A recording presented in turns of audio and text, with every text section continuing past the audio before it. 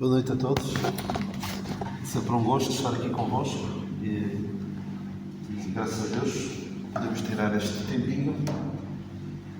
Já estávamos melhor em casa, mais quentinho provavelmente, mas assim podemos estar todos juntos à volta da palavra de Deus e tirar algum ensinamento para nós, pois a lâmpada para os nossos pés e luz para o nosso caminho, algo que temos hoje aqui à frente aqui do salão. Hoje percebeu-se que a luz é importante. É importante, exatamente. E quando ignoramos a luz da palavra de Deus, aí é que tropeça-se e comete-se erros atrás de erros e pode chegar ao ponto de dois destes homens que fala a nossa passagem, mas que não vamos chegar a eles ainda hoje, mas vamos ler esta parte da passagem. Então, primeira epístola de Paulo a Timóteo, vamos ler o versículo, a partir do versículo 15. Esta é uma palavra fiel e digna de toda a citação, porque Cristo Jesus veio ao mundo para salvar os pecadores, dos quais eu sou o principal, mas por isso alcancei misericórdia para que em mim, que sou o principal, Jesus Cristo mostrasse toda a sua longanimidade para exemplo dos que haviam de crer nele para a vida eterna. Ora, ao Rei dos séculos, imortal e invisível, ao único Deus, seja honra e glória por todo sempre. Este mandamento te dou, meu filho Timóteo, que segundo as profecias que houve acerca de ti, milites por ele boa milícia, conservando a fé e a boa consciência, rejeitando a qual alguns fizeram naufrágio na fé. E entre esses foram Emineu e Alexandre, os quais entreguei a Satanás para que aprendam a não blasfemar. Nós, nas últimas semanas, falámos do versículo 15 até o 16 e na semana passada, e já há 2 semanas, falámos aqui do versículo 17, que é a resposta natural, a resposta que se espera de alguém que vê o que Deus fez na sua vida, alguém que, como Paulo, percebia o quão indigno era de qualquer bem da parte de Deus, ele próprio se reconhecia como sendo o principal dos pecadores, e isso deve ser comum a todos, não desdizendo Paulo, mas cada um deve reconhecer o quão indigno é. Eu tenho esta frase, costumo dizer várias vezes: se alguém que era tão mal, que não merecia ser salvo, era Paulo. Certo? Paulo Daniel Ferreira. Sou eu, não é o Paulo. Devo pensar para mim mesmo que eu sou essa pessoa e que eu sou o principal dos pecadores. Mas ele alcançou misericórdia e ele é um exemplo. Vimos também que é o primeiro de uma série, porque esta palavra principal é protos, que sempre que Paulo utiliza, significa, usa sempre como primeiro. Primeiro, em todas as passagens, nós vamos a delas, algumas semanas, todas elas é primeiro. E depois de tudo isto que ele vê Deus a fazer na sua vida, olhando para trás e vendo o que é agora, ele explode, por assim dizer, há uma explosão de alegria, algo como eu comparei a um golo numa final de um campeonato da Europa, um campeonato do mundo, que é uma explosão de alegria porque o mundo vê algo muito desejável e dá-nos uma alegria imensa. O mundo vibra com estas coisas. E a questão é: o que é que me faz vibrar? O que é que me faz de facto ficar ali completamente em êxtase e rejubilar, não é? Paulo era isto: ao Rei dos séculos, imortal e invisível, ao único Deus, seja honra e glória para todo sempre. Amém. Outras passagens incluem aqui ao único Deus sábio, porque isso aparece em Romanos 16, ele fala, também num louvor que ele tem no final da sua epístola, ele fala do único Deus sábio, no versículo da carta aos Romanos, ele diz: ao único Deus sábio seja glória por Jesus Cristo para todo ser. E eu falei-vos um pouco de como Deus, de facto, na obra da redenção, mostrou como é amor, como é justo e como é sábio. Porque ali ele conquistou para nós a maior vitória. Porque, segundo a profecia, sabia-se que o Senhor Jesus Cristo ia vencer apesar da sua morte. Apesar, não é? Mas, com esta revelação que Deus dá a Paulo, percebemos que Deus nos dá a vitória. Deus conquistou para nós a maior vitória, conquistou a maior vitória sobre o inimigo na morte do Senhor Jesus Cristo. baralhou por completo as contas ao inimigo. Por isso é que ele sai-se com esta, ao único que Deus sabe, e rompe num hino de louvor a Deus. E depois destas palavras, Paulo avança e diz, perante tudo o que está para trás, diz: este mandamento te dou, meu filho Timóteo, que segundo as profecias que houve acerca de ti, milites por elas, boa milícia. Ele dá-lhe um mandamento. Ele também já tinha falado disso no versículo 5. A palavra é mesmo, de mandamento. É o fim do mandamento. E ele usa esta mesma palavra também noutras passagens, porque vós bem sabeis que mandamentos vos temos dado pelo Senhor Jesus. E esta palavra de mandamento também é a mesma que ele usa não ele, mas Lucas usa em Atos 16:24, em que ele diz: o qual, tendo recebido tal ordem, os lançou no cárcere interior e lhes segurou os pés no tronco. Ou seja, é uma ordem. A ideia desta palavra é como que um militar que dá uma ordem a um subordinado seu tem esta ideia de uma ordem, algo que ele manda. Por um lado, é uma ordem, por outro lado, ele trata-o. E há outra passagem que ele também fala de mandar. Mando-te diante de Deus, que todas as coisas verifica, e de Cristo Jesus, que diante de vossos pilatos deu testemunho de boa confissão, que guardes os mandamentos sem mácula de repreensão, até a aparição do nosso Senhor Jesus Cristo. É exatamente esta ideia de mandar, de ordenar, porque é algo que é mesmo muito importante. Outras coisas Paulo se calhar perde, como procura vir ter comigo depressa, não é? Procura vir antes do inverno, não é? Eu penso que aí não é manda, porque aí eram coisas que dava jeito a Paulo. Paulo estava sozinho na prisão. Olha, procura vir ter antes do inverno, porque ele podia. O que é que ele podia? A capa e os livros, não é? Imaginem Paulo passar o inverno sem a capa e sem os livros. Não tinha aquele conforto, aquele amparo. Há quem diga que eram os livros e os pergaminhos, não é? Os livros e os pergaminhos. Há quem diga que os livros eram as escrituras do Velho Testamento e os pergaminhos eram cópias das suas cartas. Ou seja, aquilo dava certamente conforto. Mas aí, Paulo não diz mando. Ou seja, quando eram coisas para ele podia pedir. Às vezes pedia. Muitas vezes nem pedia nada. Muitas vezes não pedia, e depois os crentes, alguns, como os filipenses, lembravam-se dele e mandavam-lhe uma oferta. Alguns crentes iam visitá-lo, como Epáfras foi ter com ele, Onésimo foi ter com ele, e outros que o visitavam. Mas ele nunca, enquanto era em relação ao seu bem-estar físico, ele podia pedir, nunca mandava. Mas aqui ele manda mesmo. Manda porque estava em causa a obra, estava em causa o progresso do Evangelho. Ele diz: este mandamento te dou, te dou o meu filho Timóteo. Só que depois também trata com muito carinho. Paulo, de facto, trata-o várias vezes por filho, logo no versículo 2, meu verdadeiro filho na fé, e também meu filho Timóteo. E ele diz, ele trata com muito carinho também naquela passagem, certamente conhecem, Filipenses 2,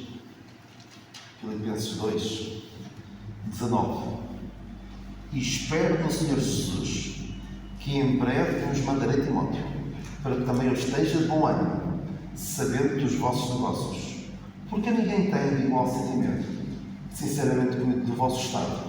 Porque todos buscam o que é seu, e não o que é de Cristo Jesus. Mas bem sabeis qual a sua experiência, e que serviu comigo no Evangelho como filho ao Pai. Então, foi de facto como um filho que ele nunca teve. E Paulo foi para Timóteo um pai que ele nunca teve. Ele teve um pai na carne, um pai grego. Mas não teve um pai espiritual, não teve alguém para quem pudesse olhar. Isto é um exemplo que eu quero seguir. É alguém com quem eu me identifico e é alguém que eu gostava de ser como eu.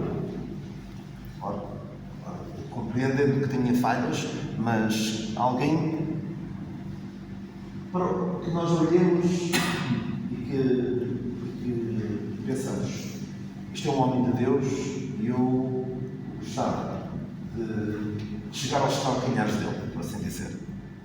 Certamente nós no passado tivemos irmãos, podemos olhar, mesmo hoje, podemos olhar para alguns irmãos que são referências espirituais. Timóteo, não tendo o seu pai, teve em Paulo. E Paulo diz que é o verdadeiro filho na fé, não é? É o verdadeiro filho na fé porque ele, creio eu, ter-se-á convertido na primeira viagem missionária de Paulo, naquela primeira em que Marcos ia com eles, voltou para casa e Paulo e Bernabé foram sozinhos, Paulo foi apedrejado e julgaram morto. Terá sido nessa primeira viagem missionária em que Timóteo será convertido. Foi muito importante quem? A sua mãe e a sua avó, que criaram do ponto de vista espiritual, mas nota-se muitas vezes naquilo que Paulo diz dele que lhe faltava ali alguma determinação, alguma firmeza, possivelmente nada de pretensão. De longe, muito longe de mim dizer que as irmãs são incompletas. Ora bem, vou dizer isto e acho que vão compreender. Ser criado por duas mulheres tem as suas desvantagens. É importante ter um homem e uma mulher. O mundo diz-nos que se duas mulheres ou dois homens, isso é toda a mesma coisa.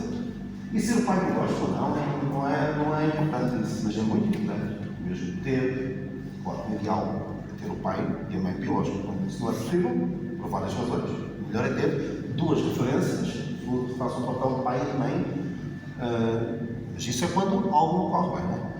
Mas o mundo vem dizer agora que duas mães, dois pais, isso biologicamente é impossível, não é? Dois pais biológicos, duas mães biológicas, não é possível. E até houve já tem bastantes anos. O Bloco de Esquerda tinha um slogan, um cartaz até. Jesus também teve dois pais. Eu não sei se Jesus também teve dois pais.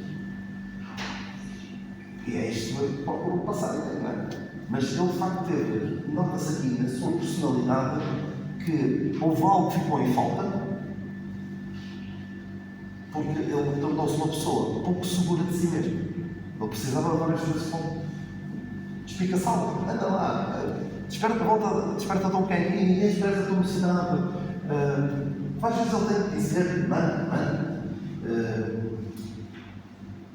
Sim, certamente lembram-se de alguma destas passagens de Paulo que diz a Timóteo, para arrebitar, por assim dizer, né? Ele era assim um bocadinho. Era muito seguro de si mesmo. Eu já disse algumas, torna. Exatamente, eu também já tenho dado eu ia falar disso. Timóteo e Tito eram muito diferentes. Eu já vos falei deles os dois, Timóteo e Tito, quando vos falei de Tíquico. Porque Tíquico, a dada altura, foi substituir Timóteo e também foi substituir Tito, que eram duas personalidades completamente diferentes. O Tito era assim, era daqueles que metia medo. Tanto que ele foi aos Coríntios, os Coríntios iam medo dele. E Timóteo, quando ia ter com os Coríntios, Paulo tinha de dizer: vejam lá como é que está o Timóteo. Basicamente, os Coríntios eram difíceis. Eram difíceis de domesticar. Então, o Timóteo, de facto, precisava que se compreendesse. Os outros crentes precisavam de compreender a sua personalidade, o seu temperamento, e não deviam tirar partido disso, não deviam aproveitar-se das suas fragilidades. E cada um deve ter noção das suas limitações, das suas fragilidades, e agir em função disso. Mas Timóteo precisava várias vezes de um estímulo. E temos aqui um estímulo, que é, se calhar alguns fariam que não tivesse na Bíblia, não é? Acerca das profecias, segundo as profecias que houve acerca de ti, profecias aqui na dispensação da graça. Como é que é isto? Infelizmente, alguns. Porquê é que eu digo isto? Das profecias? Porque, infelizmente, profecias têm sido muito mal utilizadas ao longo dos tempos. Muitos pegam, por exemplo, agora, este último mês é um fartote, certamente. Eu não tenho redes sociais para estar aqui a ver o que é que os crentes dizem, mas faço ideia, alguns. Israel é o sinal que o Senhor está para vir, por aí fora. Sabemos perfeitamente disso. E eu lembro-me até de uma música que eu comentava muito. Havia os jovens de uma igreja, em particular, já há mais de 20 anos, cantavam muitas vezes a mesma música. E a letra não era muito feliz, na minha opinião. Em que diziam a dada altura que Jesus vai voltar, com ele vamos reinar, os sinais são bem evidentes, quem pode duvidar, eles falavam da guerra em Israel, não sei o quê, são sinais bem evidentes, Jesus vai voltar. E usavam isso, os sinais dos tempos, como um apelo para as pessoas se voltarem para Deus. Quando a Bíblia e o Evangelho da Graça de Deus está cheio de motivos para as pessoas compreender o estado terrível em que se encontram e o grande amor de Deus para com eles está cheio de coisas, está cheio de motivos para as pessoas voltarem para Deus. Não é preciso falar da guerra em Israel e tudo mais. Mas, infelizmente, alguns sentem necessidade de olha isto, olha, está a acontecer há 80 anos, está a acontecer. E então, eu lembro de comentar essa música com um irmão nosso, da geração do Armando, do Duarte, do Zé António, e ele dizia, no meu tempo já cantava essa música. Ou seja, a mesma música que cantavam há 50 anos, cantavam há 20 anos e já na altura eram sinais bem evidentes que Jesus vai voltar. E provavelmente, até estes, Imeneu e Alexandre que aparecem aqui, se calhar também eram estes que diziam que os sinais, ou que já. Penso que até este Imeneu, que dizia que a ressurreição já era feita. Ou seja, vem coisas a acontecer e depois pensa, olha, isto é o cumprimento das profecias. E temos de ter algum cuidado. Porque depois podemos cair no ridículo. Podemos cair numa situação em que trazemos descrédito, querendo dar crédito à palavra de Deus, estamos a trazer descrédito à palavra de Deus. Alguém dizia, não sei, já não lembro quem foi, mas dizia assim: maior dano tem sido causado à obra de Deus por aqueles que usam indevidamente a palavra de Deus do que por aqueles que a rejeitam. Maior dano tem sido causado à obra de Deus por aqueles que pegam na palavra de Deus e a usam mal do que por aqueles que a rejeitam. Portanto, devemos ter muito cuidado como lidamos com as profecias. Onde diz, não desprezeis as profecias. E ele fala do bom das profecias, logo no início de 1 aos Coríntios, fala 12. Não é? Ele diz principalmente o dom de profetizar. Eu sei que não é no 13. No 13 é no 14. Segui a caridade e procurei com zelo os dons espirituais, mas principalmente o de profetizar. Ele dá importância, mas no devido tempo. Houve tempo em que o dom de profecia estava em e nós devemos olhar para as profecias também e perceber que elas têm um propósito, têm uma razão de ser. Mas eu pessoalmente não creio que nada do que está a passar agora é cumprimento de qualquer profecia. Isto é uma opinião, uma posição, não é só pessoal. Tenho uma convicção à luz da palavra de Deus. Não creio que haja nada a acontecer agora que seja necessariamente um cumprimento de uma profecia. Podemos dizer, olha, isto está muito mais a jeito para que o relógio profético retome, mas pode ser agora, como pode ser daqui a 10 mil anos, não sabemos. Podia ser no tempo de Paulo, pode ser agora, não pode ser daqui a muito tempo. E E não me parece sábio estar a reciclar profecias. Se vocês já forem a ver algumas das coisas que dizem agora, já diziam no tempo da Guerra dos 6 Dias. Yom Kippur, aquelas guerras que houve ali entre Israel e os povos à volta. E se calhar, na altura da União Soviética, as profecias que diziam era o Gog e Magog, não era? Que era a Rússia. Não a União Soviética. Agora é a Rússia. É a mesma coisa, vamos buscar. Basta reciclar as profecias. É sempre complemento das profecias. Isto não traz crédito. Isto é quase como aquelas pessoas que usam. Querem que hoje esteja em vigor o poder de curar. Ou seja, Deus vai curar, Deus vai fazer isto, Deus vai fazer aquilo. Pensando que estão a trazer crédito a Deus. Olha, estão a ver. Deus curou, Deus fez isto. E depois, quando não acontece, traz descrédito. Portanto, temos de ser sábios na forma como lidamos com as profecias. Mas aqui fala mesmo de profecias, não é? Fala de profecias. Antes disso, eu às vezes também faço profecias, entre aspas, mas as minhas profecias são entre aspas. Eu explico. Às vezes eu digo, olha, não me admiro nada que daqui a uns anos aconteça isto ou aconteça aquilo. Uma das que eu fiz há uns tempos é que eu não me admiro nada que quando eu for velhinho, o Lucas e o Simão se vejam, se eu chegar velhinho, claro. Mas a minha geração, os meus filhos se vejam entre a espada e a parede sobre deixar-nos viver ou deixar-nos partir. E não estou a falar de estar num estado vegetativo terminal. Muito provavelmente vai chegar a esse ponto. Isto não é eu a dizer, olha, eu recebi uma revelação do Senhor que diz isto e aquilo. Eu percebo como é que é o coração do homem, percebo que a palavra de Deus diz, olho para a sociedade, vejo o que é que já se passa noutros países, o que é que começa a acontecer. Inicialmente a eutanásia de casos de pessoas que estão mesmo num sofrimento atroz, a morte está à vista, vamos só antecipar um pouco isso. Agora já se faz a eutanásia de casos sem abrigo, pessoas que não sentem prazer em viver.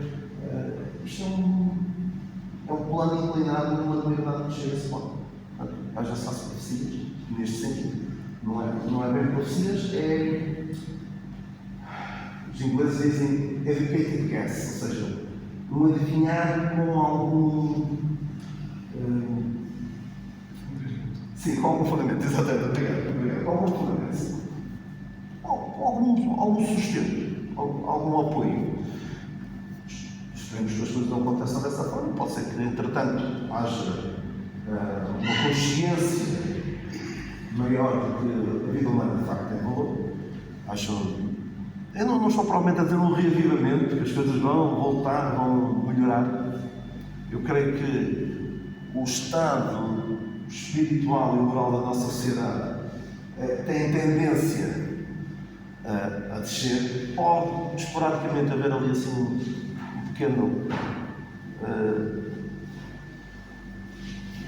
uma pequena subida, mas a tendência é a degeneração.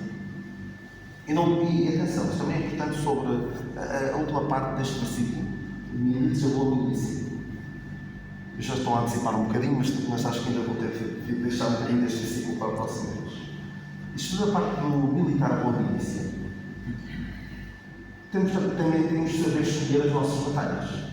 E a nossa batalha neste mundo não é impedir a degeneração deste mundo. Alguém usava esta expressão. A nossa missão é sermos pescadores de homens. Não é limpar o lago. Não é limpar o lago, ou seja, temos um lago, muitos peixes. A nossa missão não é limpar o lago. É pescar homens. E assim, eu sei que eu falo muito destas questões morais, sociais, que me incomodam, não é? Mas a nossa luta não é esta. As armas da nossa milícia não são carnais, não é? Segundo aos Coríntios 10:4, as armas da nossa milícia não são carnais, mas são poderosas a Deus para a destruição dos próprios. E nós não lutamos contra a carne e contra o sangue. A nossa luta não é contra a agenda LGBT. A nossa luta não é contra a agenda das alterações climáticas, não é contra a agenda antirracismo, que é racismo no fundo. Isto é outra história. A nossa missão não é essa. A nossa missão não é, nós vamos falar disso, talvez daqui uns 2 anos, talvez. O objetivo de Deus não é que todos os homens sejam heterossexuais e cisgênero e essas coisas todas. O objetivo de Deus não é esse. O objetivo de Deus é o quê? É que Deus quer que todos os homens se salvem. E a nossa missão neste mundo é que, para glorificar a Deus nas nossas vidas, mas fazer o nome de Deus conhecido e trazer as pessoas para Deus.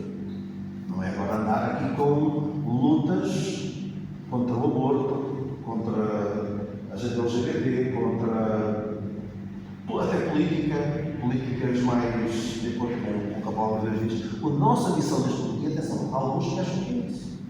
Há alguns que estão a tentar ganhar o mundo para Deus.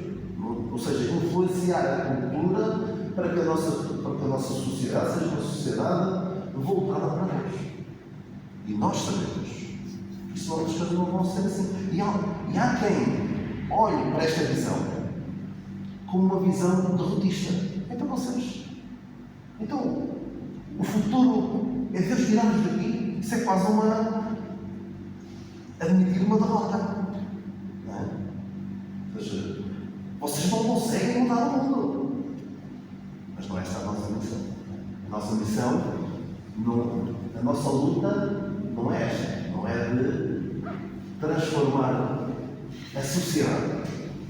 É buscar homens, não é limpar o lago. Não é que o lago fique limpinho. E os peixes lá. A nossa ideia é tirar os pecadores. A sermos pescadores e pecadores. Mas adiante. Não temos muito mais tempo, mas vamos falar um bocadinho sobre isso das profecias. Como é que profecias é que foram feitas acerca de Timóteo? Alguma profecia no Velho Testamento que profetizava de nada disso.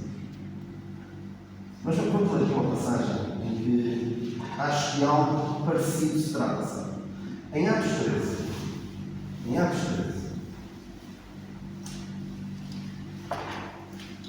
Logo quando Paulo foi chamado. E na igreja que estava em Antioquia havia alguns profetas e doutores, a saber, Barnabé e Simeão, chamado Níger, e Lúcio, Sireneu, e Manaém, que fora criado com Herodes, o tetrarca, e Saulo. E servindo eles ao Senhor, e jejuando, disse o Espírito Santo: apartai-me a Barnabé e Saulo para a obra a que os tenho chamado. Então, jejuando e orando, e pondo sobre eles as mãos, os despediram.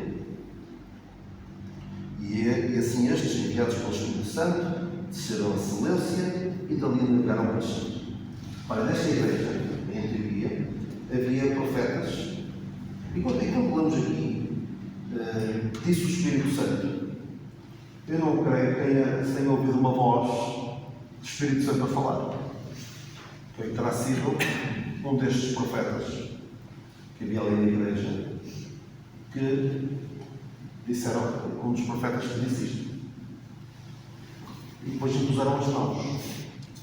Era uma prática comum naquele tempo, mas atenção, o que é que diz Paulo sobre as profecias?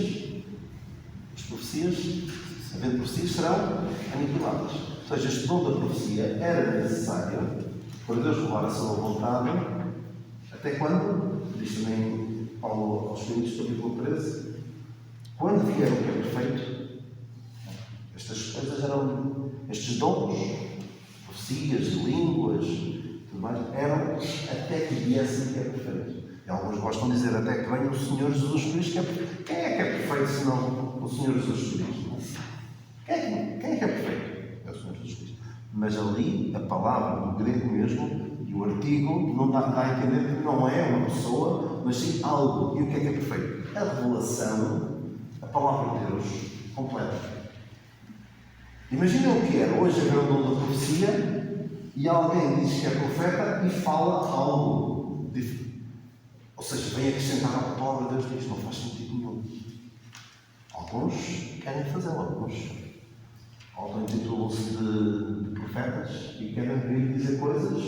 Atenção, nós regemos única e exclusivamente pela palavra de Deus. Não precisamos de profecias tradicionais. Mas naquele tempo havia estes profetas. Por exemplo, o profeta Ágabo disse que Paulo ia ser ligado quando chegasse a Jerusalém. Havia estes profetas. E então, este profeta disse sobre Paulo e Barnabé que partilharam Paulo e Barnabé, Saulo e Barnabé, para a obra que os tenho chamado. E impusemos as mãos.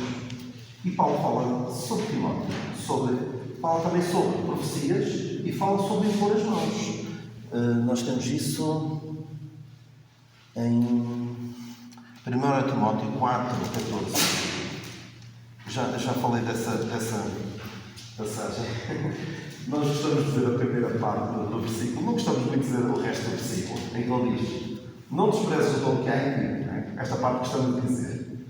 Mas depois diz: o qual te foi dado por profecia, com a imposição das mãos do presbitério. Porque nós não fazemos isso hoje. Isto era numa altura em que havia o dom da profecia. E na igreja onde Timóteo estava, nós lemos sobre isso no livro de Atos, que chegou a Derbe em Listra, e eis que ali estava um certo discípulo por nome Timóteo, ali em Listra, filho de uma judia que era crente, mas de um pai grego, do qual dava bom testemunho os irmãos que estavam em Listra e em Icônio. Não diz aqui, nesta passagem, diz só que Paulo quis que eu fosse com ele, mas dá a entender que nessa altura em que Paulo o levou, não foi só: olha, está aqui Timóteo, anda comigo. Os crentes ali impuseram-lhes as mãos e profetizaram sobre ele. E 2 Timóteo 1,6 ainda. 2 Timóteo 1,6 também fala sobre esta questão de por cujo motivo te lembro que despertes o dom que existe em ti. Esta palavra também nós não gostamos. Não é não gostamos, é porque nós não fazemos isto, não é? Não creio que esteja em vigor este tipo de práticas. Que este dom que existe em ti por imposição das minhas mãos.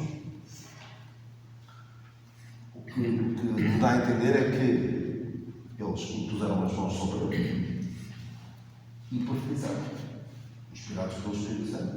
Disseram: Timóteo, tu vais fazer isto, vais fazer aquilo, vais. E Timóteo era mesmo aquele tipo de pessoa que fazia-lhe bem ouvir estas coisas. Porque ele por ele mesmo pensava: eu não sou capaz, eu sou muito tímido, eu não me vejo a fazer isto. E vemos várias pessoas na Bíblia. Paulo fala, o Senhor fala a Moisés não se sente capaz. E ele tinha capacidades, ele tinha aprendido na corte de Faraó. Ele era uma pessoa que sabia falar. Ele disse: não sei falar. O Gideão: eu também não sou capaz. E vários outros. Esqueçam, eu não consigo. E Timóteo provavelmente também para ser descansado: eu sou muito tímido, eu não sou capaz.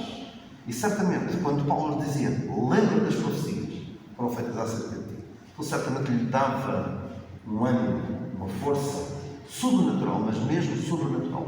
Porque ele, por ele mesmo, pela sua força, não conseguia. Vais lembrar aquela música do Davi? Era muito pequenino, não confiava em si. Ele, com ousadia, agradecendo a Deus, foi enfrentar um dia o Herodes Filisteus. Ou seja, ele por ele mesmo não era capaz. Mas sabendo que o Senhor era com ele, sabendo que, por inspiração divina, os crentes da sua igreja tinham feito aquelas profecias acerca dele, ele certamente tiraria dali grande ânimo, grande vigor. Só uma pequena observação sobre isto de dar força. Já falei disso noutras ocasiões. A dada altura, o Senhor Jesus Cristo diz a Paulo: o Senhor diz a Paulo o quê? Eu penso que sou capaz de dizer onde é que está essa passagem.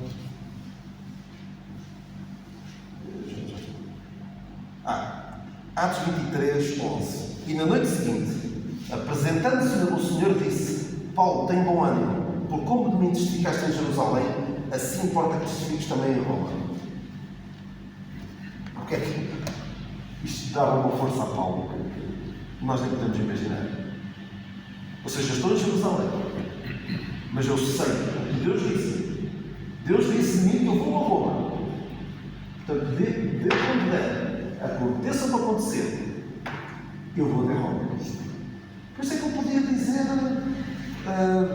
também lhe apareceu um anjo que lhe disse isso. Um anjo, o mensageiro de Deus, que lhe disse: no barco ninguém vai morrer. Ou seja, Paulo sabia, eu não vou morrer. Já viu a força que isto dá? Alguém, imaginem alguém que vai para uma batalha. Qual era aquele que não. O Aquiles. O Aquiles, numa certa lhe podia perfurar, porque ele tinha sido mergulhado. Não conhece a história do Aquiles.